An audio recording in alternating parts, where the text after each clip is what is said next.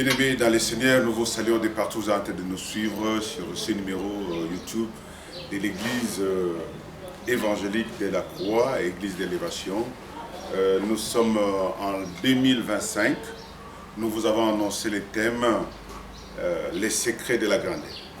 Les secrets de la grandeur, c'est ce thème-là qui nous amène pour découvrir les merveilles de la puissance de la parole de Dieu.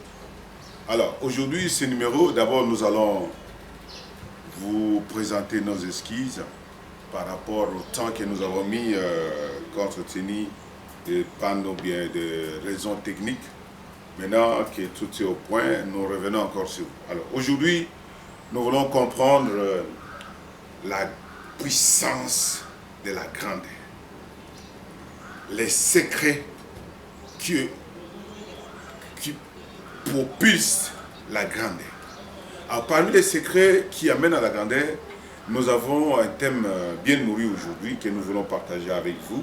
Et nous appelons ça l'humilité, simuler, je préfère dire ça, conjuguer ça, simuler la clé de la grandeur ou de la visitation de Dieu.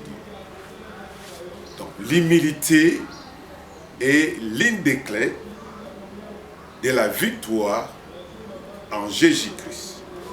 Alors, bien-aimés, nous voulons tout simplement vous dire par là que pour gagner la bataille du combat spirituel, nous devons nous humilier devant Dieu et intercéder pour les autres. Alors, nous voulons tout simplement vous dire ici que la Bible nous enseigne combien il est beau et merveilleux de prêcher l'évangile. Et c'est là où nous allons dire que prêcher l'évangile a une puissance. Prêcher l'évangile a une autorité que Dieu nous donne.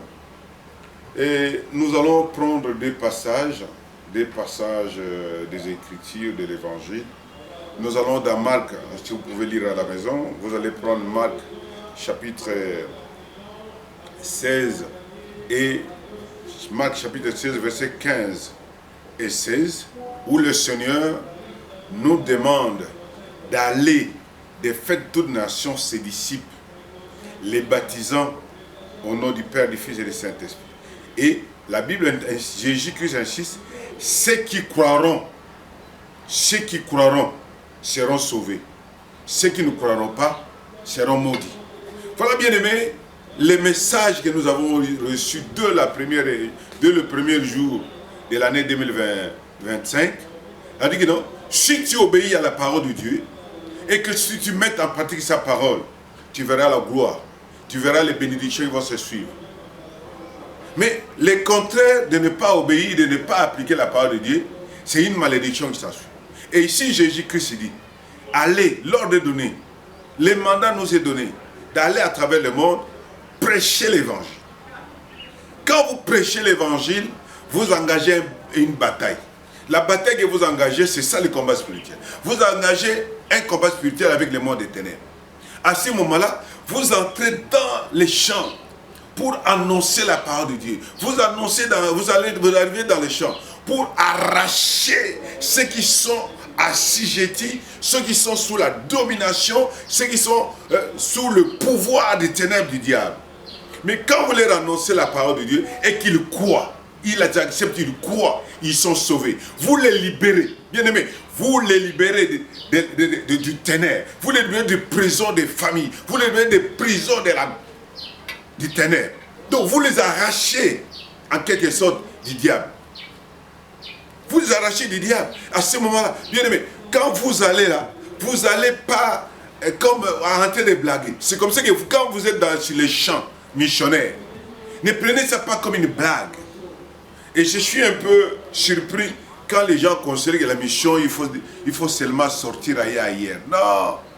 La première mission, c'est Jérusalem. C'est Jérusalem. Vous devez commencer d'abord à prêcher à Jérusalem. Jérusalem, c'est là où vous êtes. Jérusalem, c'est votre cité, c'est votre avenir, c'est votre quartier, c'est votre ville. Commencez d'abord là-bas.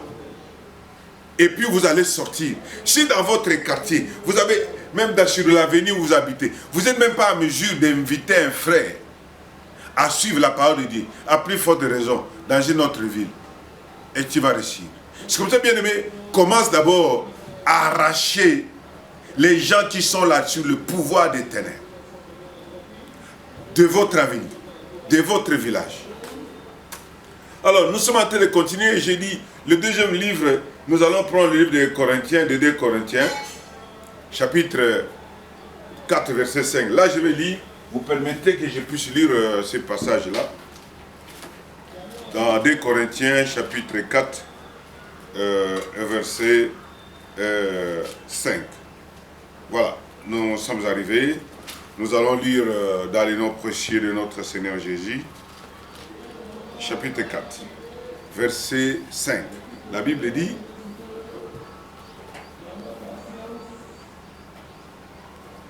pour les incrédules, dont le Dieu de ces siècles a aveuglé les pensées, afin qu'ils ne voient pas resplendir la gloire de l'évangile du Christ, qui est l'image de Dieu.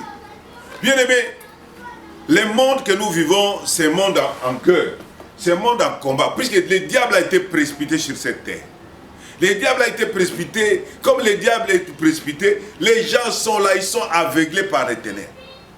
Les gens sont là, le diable le presse d'aller trouver même les gens de chance au kit pour avoir plus d'argent, pour avoir ce qui est facile. Ouais. Vous allez trouver aujourd'hui, les gens sont là, ils sont là. Les femmes comme les hommes, surtout les jeunes, même les papas que j'en ai même vu. Ils sont là, ils veulent jouer au jeu de hasard. Au jeu de hasard pour gagner facilement l'argent. Mais ils n'arrivent pas à comprendre les conséquences de ces jeux-là. Les conséquences de ces jeux, c'est là où ils n'arrivent pas à comprendre. Quel est l'auteur de ces jeux-là? Et pourquoi lui veut donner rien que la facilité? Voilà le diable. Le diable veut donner tout ce qui est facile. Le diable veut donner, venez, prenez beaucoup d'argent. Vous allez acheter des maisons, vous allez acheter des voitures. Voilà, bien-aimés, Dieu nous envoie pour aller arracher. Il nous a donné le pouvoir d'arracher. Il nous a donné l'autorité de marcher sur les ténèbres en annonçant l'évangile. Bien-aimés, quand vous respectez le commandement d'aller annoncer l'évangile, la Bible dit que vous allez recevoir la couronne. Mais vous allez recevoir la couronne du travail que vous avez fait. Mais vous avez fait quel travail? D'aller arracher les gens dans le monde des ténèbres. Voilà le message d'aujourd'hui.